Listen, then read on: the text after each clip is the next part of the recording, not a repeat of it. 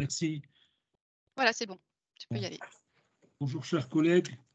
Nous avons le plaisir aujourd'hui d'accueillir deux conférenciers, M. Jacques Persurbois et Stanislas Pommeré.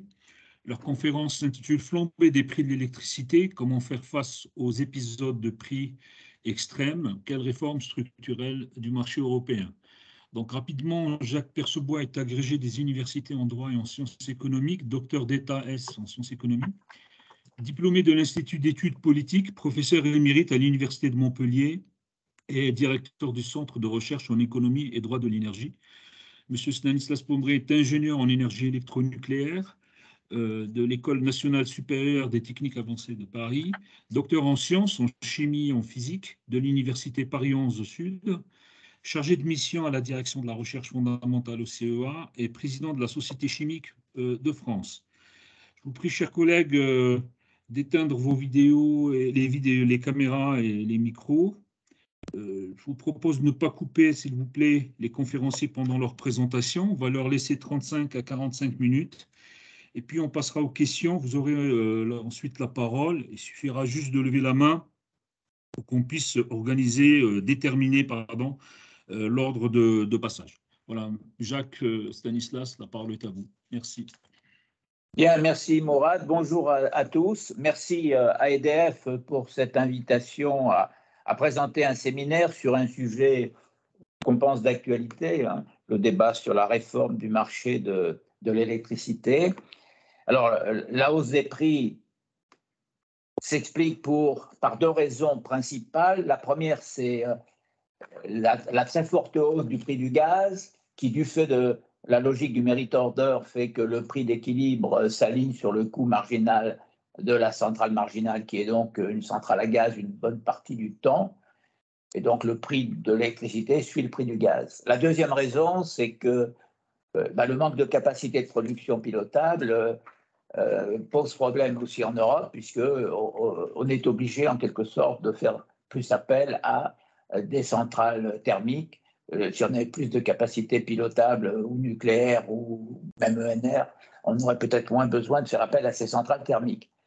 On a fermé quand même pas mal de centrales depuis quelques années en Europe, pas seulement en Allemagne, mais un peu partout. La faible disponibilité du parc nucléaire, d'ailleurs, en ce moment, est un facteur un peu d'incertitude. Bon, on peut espérer que les choses vont s'améliorer. Alors, on voit ici sur le graphique, évidemment, la très forte hausse que vous connaissez du prix de l'électricité. On a quand même eu des prix extrêmement élevés, puisqu'on était assez régulièrement entre 300 et 500 euros le mégawattheure, ce qui est énorme. On a eu des pics à 750, voire plus. Alors aujourd'hui, les prix ont retombé, hein. Les prix sont nettement plus faibles. On est entre 80, je crois, et 130 ce soir, ou 120 ce soir. De mémoire, je ne sais plus exactement. Mais je pense que la crise n'est pas terminée. On n'est pas à la sortie de l'hiver, on est plutôt à l'entrée de l'hiver. Donc tout va dépendre de l'évolution du prix du gaz, beaucoup de l'évolution des températures. Je crois que c'est un élément tout à fait déterminant. Donc, il faut s'attendre quand même à ce que les prix repartent. Oui, les prix repartent à la hausse. Donc, on se met dans la situation où les prix sont très élevés et on regarde aujourd'hui les solutions qui sont proposées pour faire face à cette envolée des prix de l'électricité liée à l'envolée des prix du gaz. Alors, plusieurs raisons expliquent qu'il y ait cette situation. C'est que le rôle des centrales thermiques est encore très important aujourd'hui en Europe. Ici, on a sélectionné 6 pays. En fait, on a fait une étude avec Stanislas sur une douzaine de pays européens. On a sélectionné 6 sur longue période. Vous voyez que les mix électriques ont tendance à être de plus en plus décarbonés. Mais il y a quand même des différences d'un pays à l'autre. On voit qu'il y a beaucoup de jaune. Là, en France, c'est le nucléaire. On voit que même si l'Allemagne a fait moins appel aux centrales à charbon, il y a encore pas mal de fossiles, hein. L'Italie a beaucoup remplacé ses centrales à charbon par des centrales à gaz. Il y a des pays où la part du charbon reste très élevée, comme la Pologne. L'Espagne a fait de gros efforts également pour faire tomber la part du charbon dans la production d'électricité. Il en va de même au Royaume-Uni. Donc on voit que les énergies fossiles continuent à jouer un rôle important. Alors quelles sont les solutions en débat? Il y en a plusieurs. Alors la première, elles ne sont pas nécessairement incompatibles, hein. On peut très bien en avoir plusieurs en même temps. La première, c'est on ne touche pas au système, mais on s'efforce de réduire fortement la demande, surtout la demande de pointe. C'est ce qu'on appelle une logique de destruction de demande. Pour éviter de faire appel trop aux centrales à gaz, eh bien, on réduit la demande de façon volontaire, si possible, aux heures les plus chargées de l'année. Donc, ça va réduire le prix de l'électricité, mais tout le monde sait que ça peut être relativement modeste. Ce n'est pas ça qui va régler la situation. Certains proposent de mettre en œuvre des enchères du type pay-as-bid sur le marché de gros et non plus des enchères à prix limite. Les enchères à la française sont des enchères à prix limite. Et donc, une fois que le prix est déterminé, tous les participants aux enchères perçoivent le prix limite, ce qui veut dire qu'il y a des rentes inframarginales. Alors, ces rentes inframarginales ne sont pas des rentes indues parce qu'elles permettent de financer les coûts fixes. Simplement, lorsque, pour une raison quelconque, ce qui est le cas aujourd'hui, le prix de revient de la centrale marginale est très, très élevé, à ce moment-là, on a en effet des rentes inframarginales qui sont démesurées. Et donc, on va au-delà du financement des coûts fixes. Donc, c'est bien un problème. Alors, certains disent il suffit à ce moment-là non pas de donner le prix limite à tous, mais de donner à chacun le prix qu'il a demandé. Alors, dans un système où on est loin de la saturation, où la demande est faible, où l'offre très abondante, ça peut éventuellement marcher. Mais dans un contexte où on a une tension sur les prix, parce qu'on a une tension sur la quantité disponible, il est évident que ça ne peut pas marcher parce que tout le monde anticipe ce que sera le prix limite. Donc on ne voit pas pourquoi, même si son coût marginal est faible, on va proposer des enchères proches du coût marginal. On va proposer des enchères proches, je dirais, de ce qu'on anticipe être le prix d'équilibre. Ça veut dire que la théorie des anticipations rationnelles nous permet de dire qu'à ce moment-là, eh bien, on propose des prix plus élevés que son coût marginal. À cela s'ajoute le fait que eh bien, la malédiction du vainqueur a tendance à confirmer cette stratégie de la part de la plupart des fournisseurs, des producteurs, c'est-à-dire qu'ils anticipent qu'ils seront peut-être retenus parce qu'ils sont meilleurs que les autres, mais ils seront même bien rémunérés. Donc, en fait, en pratique, le système des enchères de type pay-as-bid, il va aboutir à peu près au même système, au même résultat que le système des enchères à prix limite. Alors, on peut proposer, et c'est l'objet de notre papier, d'un papier qui est paru dans la revue de l'énergie, avec une nouvelle version actualisée qui a été soumise à une revue anglaise, c'est de pratiquer un merit order fondé sur la moyenne des coûts marginaux. Non pas sur le coût marginal, mais la moyenne des coûts marginaux. Alors évidemment, le problème, c'est pour ceux qui sont au-dessus de la moyenne. Bon, on verra, ce système n'a vraiment de sens que sur un marché très tendu, c'est-à-dire qu'en effet, il faut qu'à un moment donné, la centrale marginale ait un coût marginal très très élevé par rapport aux autres. Donc le problème, c'est que les autres, ils ont une rente inframarginale excessive. Donc si on fait la moyenne pondérée par les puissances appelées, évidemment, si on fait la moyenne pondérée, on va baisser le prix d'équilibre. Le problème, c'est que les centrales qui sont au-dessus de la moyenne eh bien, ne pourront pas fonctionner. Donc on leur garantit qu'elles vont avoir une compensation. Donc, il suffit ensuite de montrer que ce système permet à la fois de financer les coûts fixes et de faire baisser le prix. C'est l'objet d'ailleurs du papier qui a été publié dans la revue de l'énergie sur lequel on va revenir. Il y a une solution 4, je passerai un peu plus rapidement. La solution 4, c'est plafonner le prix du gaz utilisé dans la production d'électricité. C'est une solution qui est aujourd'hui considérée comme attractive. C'est la solution espagnole. C'est-à-dire, puisque le mal, entre guillemets, vient du prix du gaz, eh bien, on va subventionner le gaz qui est utilisé dans les centrales thermiques à gaz qui font la pointe, et donc ça va faire baisser le prix de l'électricité. L'Espagne et le Portugal pratiquent cette solution. Ils ont obtenu une autorisation de la Commission européenne parce qu'ils sont peu interconnectés avec le reste de l'Europe. Malgré ça, il y a des effets pervers. L'effet pervers, c'est que les producteurs d'électricité en Espagne peuvent être incités à exporter une partie de l'électricité en France, dans le reste de l'Europe, parce que c'est plus rémunérateur. Donc, il faut que ce soit ou collectif au niveau européen, ou que ce soit pour des pays qui sont peu interconnectés. L'autre effet pervers, c'est qu'on subventionne le prix du gaz, donc on peut peut-être être incité à utiliser plus de gaz dans les centrales à gaz. Auquel cas, avec une perspective d'une électricité décarbonée, ce n'est pas ce qu'on fait de mieux, mais on est dans l'urgence. L'autre inconvénient, c'est qu'on subventionne les consommateurs de gaz qui utilisent ce gaz pour la production d'électricité, mais on n'aide pas les autres consommateurs de gaz. Donc, cette solution a fonctionné en Espagne quand même, parce que si vous regardez sur les derniers mois, le prix spot en Espagne et au Portugal est nettement plus faible que le prix dans le reste de l'Europe. Alors, le consommateur espagnol n'en a pas totalement profité parce que le gouvernement espagnol a mis une taxe sur l'électricité qui fait qu'il récupère une partie, je dirais, de l'avantage perçu par le consommateur. Mais enfin, il y a quand même un delta, il y a quand même un avantage. Donc, c'est une solution aujourd'hui qui semble avoir les faveurs, je dirais, de la France. Ça a été proposé, mais les Allemands n'en veulent pas. Ils n'en veulent pas tout simplement parce que comme ils ont beaucoup plus de centrales à gaz que nous, ça veut dire qu'eux, ils paieront davantage. Et comme aux heures de pointe, on achète de l'électricité thermique, notamment faite avec du gaz aux Allemands, ils vont avoir le sentiment que c'est le contribuable allemand qui finance le consommateur français. La solution numéro 5, c'est taxer la rente inframarginale jugée excessive du nucléaire et des renouvelables pour subventionner le consommateur. C'est un peu ce que propose la Commission européenne en disant, puisque les centrales inframarginales perçoivent des rentes excessives, on va les taxer et on va baisser le prix payé par le consommateur final, qu'il soit domestique ou industriel. Bon, alors il faut pouvoir regarder ce que donne ce prélèvement. Il faut voir qu'en France, c'est moins important qu'ailleurs. Pourquoi ? Parce que qui peut bénéficier de ces rentes inframarginales ? Le nucléaire par rapport au prix d'équilibre ou les renouvelables, sauf que dans les deux cas, les prix sont relativement régulés. Parce que pour le nucléaire, il y a tout le nucléaire vendu au tarif ARENH. Par conséquent, celui-là, il ne profite pas du prix de gros.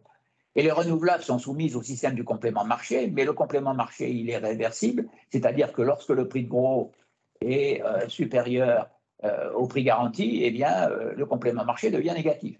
Donc, les seuls qui en profitent vraiment, c'est un peu de nucléaire vendu au prix de gros éventuellement, et c'est des renouvelables qui sont hors contrat. Et donc, ça reste relativement limité. Je crois que le gouvernement français estime que c'est de l'ordre de 7 milliards d'euros. Ce n'est pas négligeable, mais enfin, ce n'est pas, je dirais, extrêmement important. La solution 6, c'est taxer les rentes inframarginales excessives, mais cette fois pour subventionner le gaz. Alors finalement, ça revient au problème de tout à l'heure.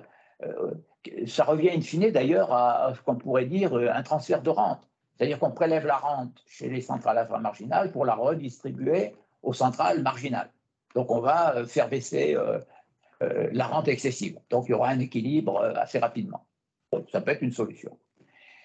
La solution 7, c'est introduire un prix plafond pour le gaz. Certains disent, eh bien, il faut acheter le gaz moins cher et faire comprendre aux vendeurs qu'on n'est pas prêt à payer n'importe quel prix. Bon, il faut convaincre le vendeur dans ce cas-là, parce que le risque, évidemment, c'est la position de l'Allemagne notamment, et ça peut se défendre un peu, c'est que si le vendeur ne veut pas vous vendre son gaz parce qu'il a une opportunité ailleurs, vous aurez fixé un prix plafond, mais lui, le prix plafond, ça ne l'intéresse pas, donc il vendra son gaz sur un autre marché. Mais enfin, on peut convaincre, au nom de l'intérêt collectif de l'Occident, par exemple, de faire d'avoir ce genre de contrat. La solution numéro 8 est intéressante parce qu'elle permet éventuellement de réformer à plus long terme le marché. C'est adopter une sorte de double marché de gros, ou plus exactement deux compartiments sur le marché de gros. Je dirais un compartiment où on aurait un prix fixé sur la base du coût moyen pondéré, du LCOE, pour les centrales qui ont beaucoup de CAPEX, c'est-à-dire les centrales pour lesquelles la part des coûts fixes est élevée. Concrètement, le nucléaire et les renouvelables. Le nucléaire et les renouvelables ont des coûts fixes relativement élevés, donc à ce moment-là, le prix est calé sur le coût moyen, ce qui était le système ancien d'une certaine façon, le coût moyen pondéré, ou le coût marginal à long terme, c'est-à-dire à ce moment-là, on anticipe éventuellement les investissements futurs, et donc c'est un prix relativement stable qui permet de récupérer la mise. Et puis on y adosse à côté un autre segment de marché sur lequel on maintient la logique du merit order fondé sur les coûts marginaux cette fois. Donc là, ce sont des centrales thermiques qui fonctionnent avec du pétrole, du gaz ou du charbon, et ce sont des centrales pour lesquelles la part des OPEX est très importante. Le problème, c'est de concilier les deux, parce que le consommateur devra payer un prix qui sera une moyenne pondérée des deux. Alors, l'avantage du système, c'est que ça règle le problème pour demain aussi. Parce que pour demain, au fur et à mesure que la part des centrales thermiques à coût variable élevé va disparaître avec la décarbonation, l'autre partie du marché subsistera. Donc, d'une certaine façon, c'est une solution qui peut fonctionner sur le long terme. On peut même concevoir que si on investit beaucoup dans des centrales nucléaires et renouvelables, eh bien, on fasse sortir du marché les centrales qui sont les centrales fossiles. Le problème, c'est de vérifier qu'il n'y ait pas de comportement stratégique entre les deux compartiments du marché. Ça, c'est un système, je dirais, auquel il faut réfléchir. Mais on n'a pas toutes les solutions. On peut trouver d'autres solutions. Plafonner le prix de gros sur le marché de l'électricité, certains l'ont proposé. Alors, officiellement, le prix de gros est plafonné aujourd'hui à 4 000 € par mégawattheure. Mais on pourrait concevoir de dire, on ne veut pas que ça dépasse, je sais pas, 200, 300 €. Le problème, c'est qu'on risque à ce moment-là de manquer de capacité à certaines heures. Donc, c'est probablement un peu délicat à mettre en œuvre. La solution numéro 10, c'est de mettre en place un mécanisme d'acheteur unique, c'est-à-dire qu'on revient à un système envisagé au moment de la libéralisation. Le gestionnaire du réseau, en quelque sorte, fait des appels d'offres, et puis les producteurs répondent en proposant des prix, et ce gestionnaire choisit les offres les meilleures en garantissant des prix à moyen long terme, c'est-à-dire au fond des prix axés sur le coût moyen. Donc en général, là, ça veut dire qu'on aurait un système de contrats bilatéraux, un ensemble de contrats bilatéraux gérés par le gestionnaire du réseau. On peut maintenir un marché si la rémunération se fait avec un système de contrat pour différence. C'est-à-dire vous vendez au prix du marché, mais si le prix du marché est insuffisant pour couvrir les coûts moyens, on vous donne le complément. S'il est excessif, vous reversez. Donc, c'est parfaitement compatible. Alors, évidemment, il faudrait regarder le maintien quand même, la possibilité de maintenir un marché spot, ne serait-ce que pour les échanges aux frontières. Mais c'est un système auquel on peut réfléchir. Il y a une dernière solution, c'est de revenir à l'ancien système, avant l'ouverture à la concurrence. Alors, est-ce que c'est un monopole public? Est-ce que c'est un monopole privé concessionnaire de services publics? Est-ce qu'il y a plusieurs entreprises en charge de missions de service public? Bon, tout est possible. Au fond, c'est l'idée, il faut plus ou moins abandonner le marché. Je crois que c'est une solution que certains envisagent, mais elle n'est pas politiquement aujourd'hui dans le champ des possibles. Hein. Donc, voilà, je pense que la solution grecque est une solution jouable. Alors nous, évidemment, on propose la solution qui a donné lieu au papier qu'on a publié dans la Revue de l'énergie, c'est-à-dire le système de la moyenne pondérée des coûts marginaux des centrales appelées. Alors, le principe est le suivant. Alors, on suppose qu'il y a deux catégories de centrales qui proposent des prix pas trop élevés. Peu importe le volume proposé par ces centrales. Et puis, par contre, il y a une centrale marginale ou des centrales marginales qui proposent un prix extrêmement élevé. Bon, c'est les centrales à gaz. Donc, le prix du marché, il s'équilibre en haut. Hein, c'est le prix maximum qui est égal à grand C, là-haut. Et on voit que la rente, il y a une rente inframarginale qui est relativement importante ici, puisque tout le monde va profiter de ce prix du marché.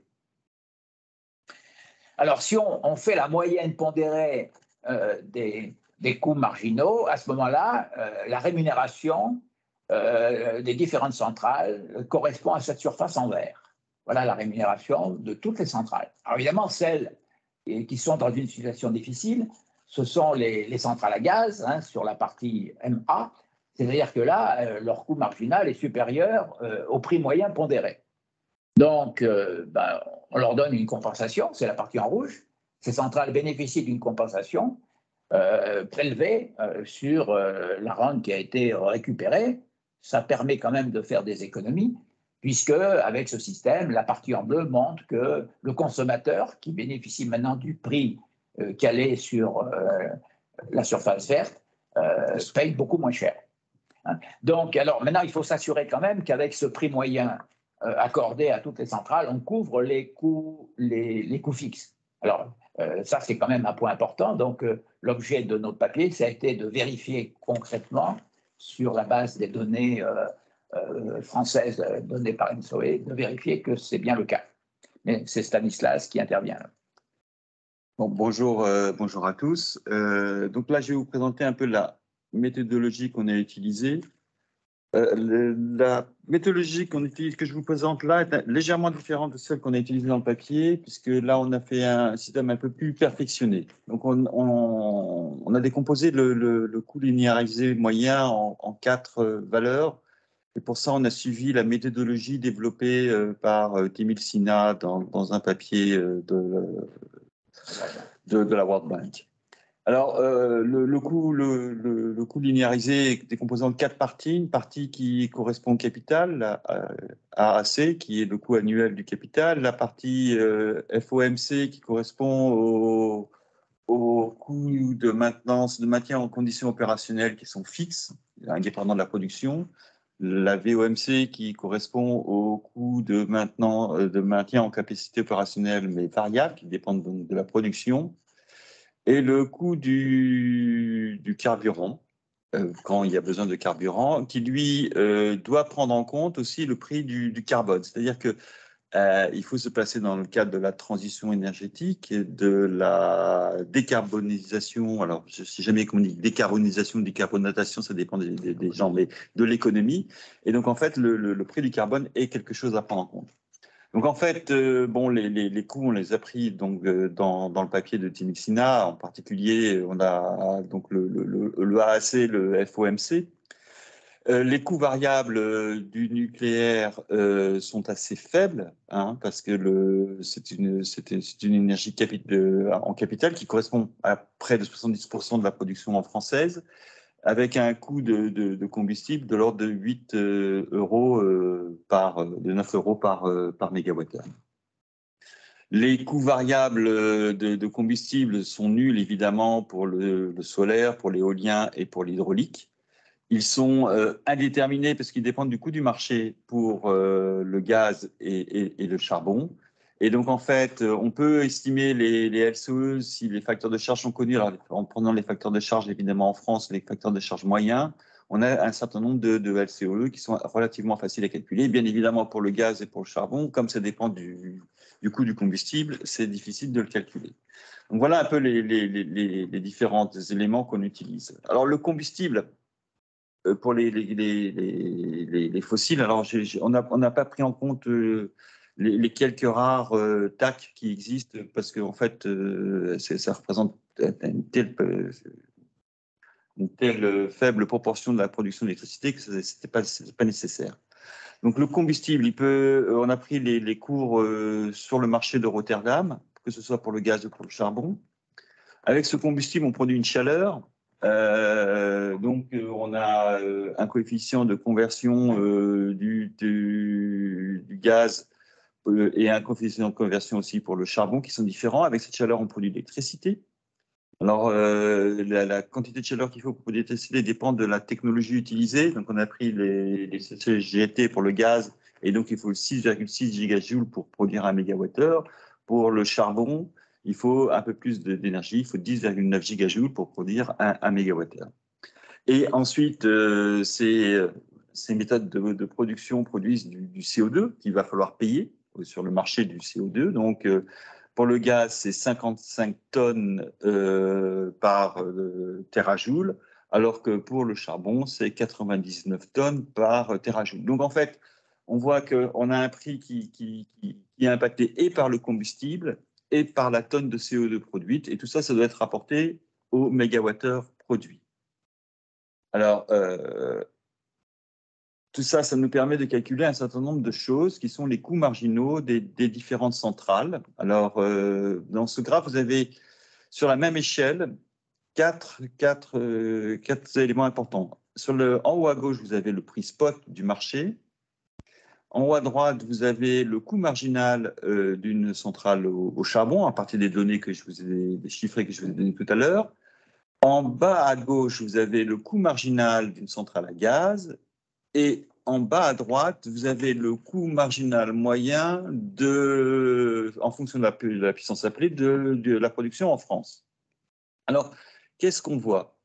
Quand on regarde le prix spot et le coût marginal du gaz, on voit qu'il y a une très très forte corrélation. C'est-à-dire que la courbe en haut à gauche, la courbe en bas à droite, on a l'impression que la courbe en bas à droite, c'est la moyenne de la courbe en haut à gauche. Donc en haut à gauche, c'est le prix spot heure par heure, et le coût marginal des centrales à gaz a été calculé sur la base du dernier cours chaque journée du marché de Rotterdam. Donc on voit bien que que ce soit en amplitude ou en variation, le prix spot est très très fortement corrélé au prix du gaz. On voit aussi que le charbon a une augmentation plus lente, un peu décorrélée du marché de l'électricité ou du marché du gaz, mais qui globalement suit la même pente ascendante. Par contre, ce que l'on observe très très nettement, c'est que le coût moyen marginal de production d'électricité en France, je dis bien de production d'électricité en France, est lui, quant à lui, à peu près constant sur toute la période, et complètement décorrélé et du prix spot et du prix de production, que ce soit par le charbon ou le gaz. Donc là, on observe ici une très très forte décorrélation entre ce que coûte l'électricité à produire en France et le prix de l'électricité vendue en France. Alors, pour revenir à ce que disait tout à l'heure Jacques, on a à droite le vert, le rouge et le bleu. Alors, le vert, ça correspond à la courbe qui est en haut à droite, donc le coût marginal moyen de production d'électricité en France. Le rouge, la compensation, ça correspond à la courbe qui est en haut à gauche. Donc là, c'est les sommes qu'il faudrait que je donne au gaz pour pouvoir qu'il compense ses prix. En bas à droite, on a une courbe qu'on appelle O7, qui est le coût opérationnel de production d'électricité, qui est en fait le coût marginal moyen plus la compensation. Donc, il donne cette courbe, alors je ne sais pas si vous voyez ma souris, cette courbe ici, là, qui s'appelle l'O7. Et la dernière courbe que nous avons présentée, c'est le coût linéarisé moyen de production d'électricité, donc prenant en compte le capital. Donc, en fait, ce que l'on remarque, c'est que tous ces coûts sont du même ordre de grandeur, qu'on est dans la zone typiquement entre 0 et 100 euros par mégawattheure, et que c'est absolument sans commune mesure avec le coût spot que nous avons vu tout à l'heure.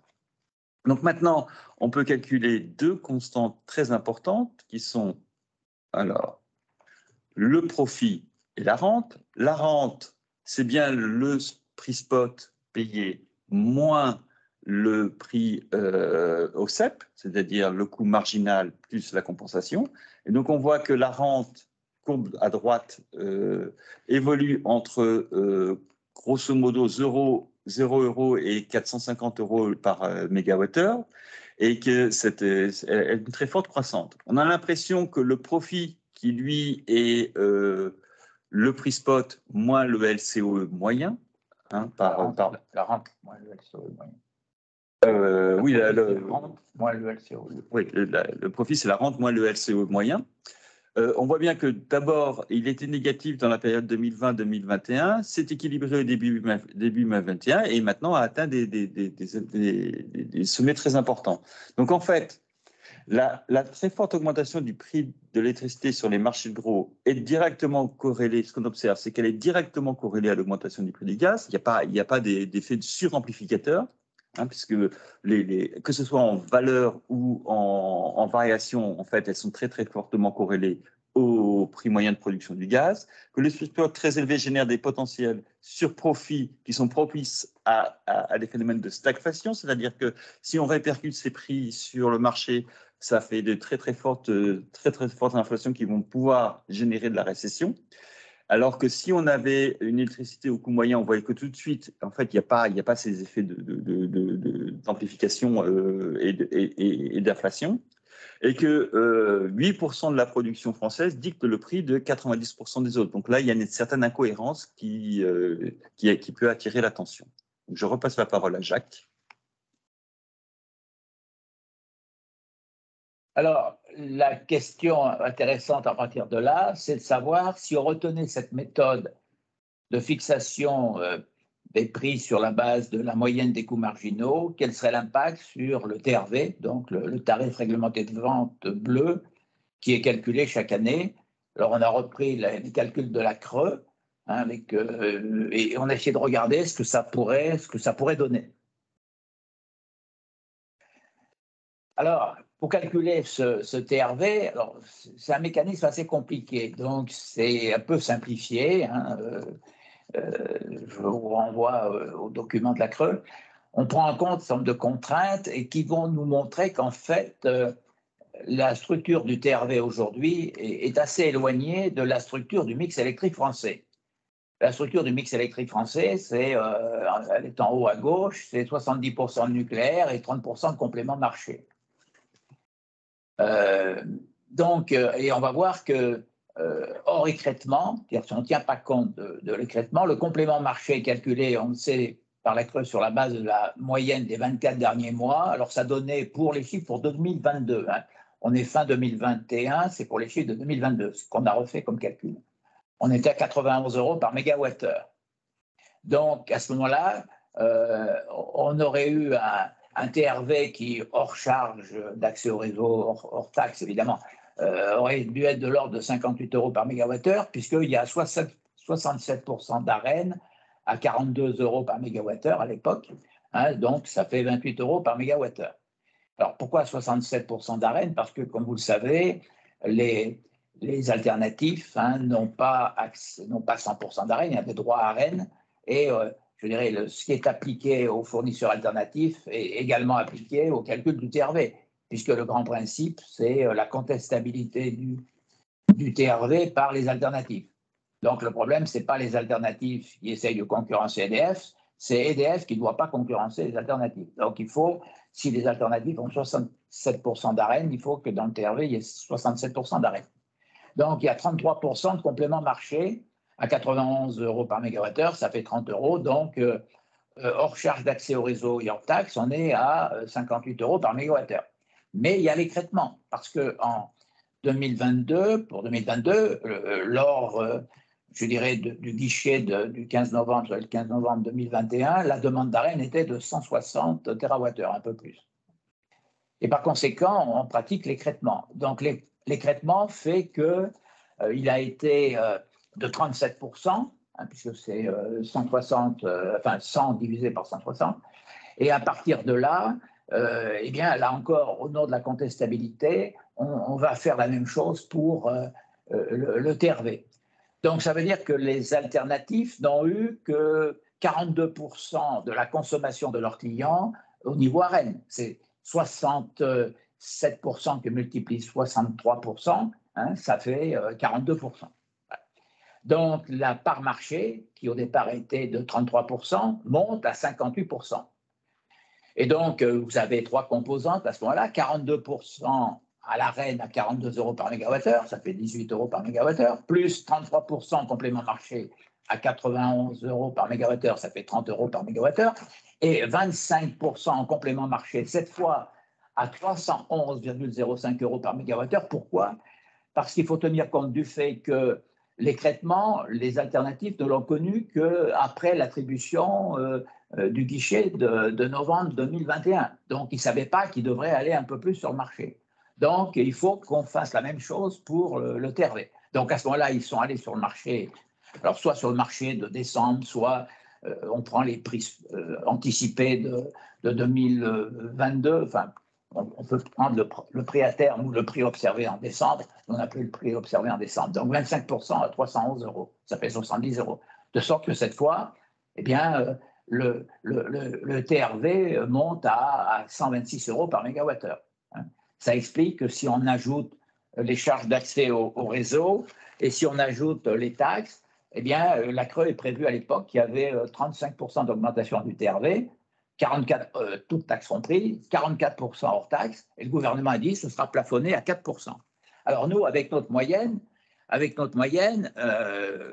la logique du coût moyen pondéré de la moyenne des coûts marginaux, moyenne pondérée par la puissance appelée, on a donc 42% d'AREN à 42 €, ça fait toujours 18 € par mégawattheure, 33% à 91, ça fait toujours 30 € par mégawattheure, mais les 25% en complément marché ne sont plus cette fois à 311, mais à 90 € par mégawattheure, et ça donne 22 € par mégawattheure. De sorte qu'on arrive à un TRV qui est de l'ordre de 70 € par mégawattheure. Donc, si on rajoute les coûts d'accès au réseau et les taxes, on voit que TTC, au lieu d'avoir 35% d'augmentation, on n'avait que 7,5% d'augmentation. Donc, le recours à cette moyenne pondérée des coûts marginaux permet de baisser, ce qui est évidemment automatique, hein, le prix payé par le consommateur. Donc, c'est un avantage. Alors, il faut bien voir que cette moyenne des coûts marginaux, réduit fortement le prix en France, parce qu'on a quand même une grande partie du temps, Stanislas le rappelait tout à l'heure, on a quand même une grande partie du temps des centrales dont le coût marginal est faible. Hein. C'est la place du nucléaire qui fait qu'on peut profiter de cela. Donc,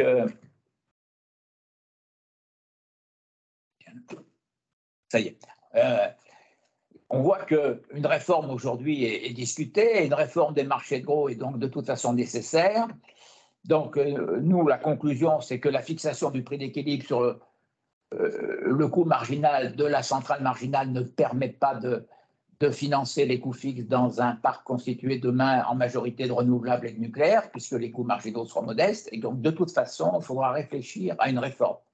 Alors, aujourd'hui, on réfléchit à une réforme pour faire face à l'augmentation très importante, mais demain, il faudra de toute façon réfléchir à une réforme de cette logique de fixation du prix sur la base du coût marginal, parce que quand on aura un parc constitué de centrales où ceux qui comptent, ce sont les CAPEX et pas les OPEX, on aura un problème. D'ailleurs, on a déjà eu le problème dans les années 2016-2017. C'est en 2017 qu'on a mis en place le marché de capacité. Pourquoi on a mis en place le marché de capacité? Parce qu'à l'époque, le prix observé sur le marché énergie only n'était pas suffisant pour financer les coûts fixes.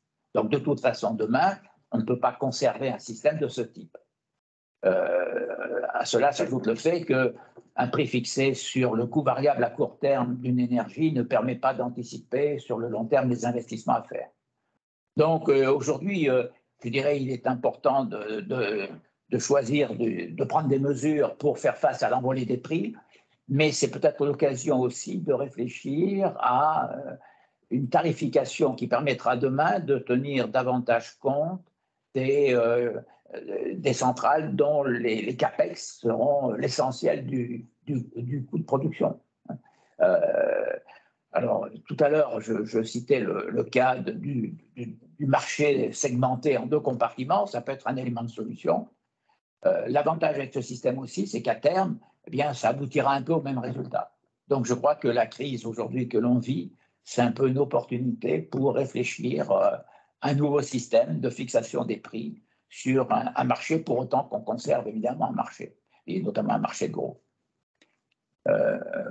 Voilà, merci pour votre attention. Merci. Merci beaucoup. On va passer aux questions.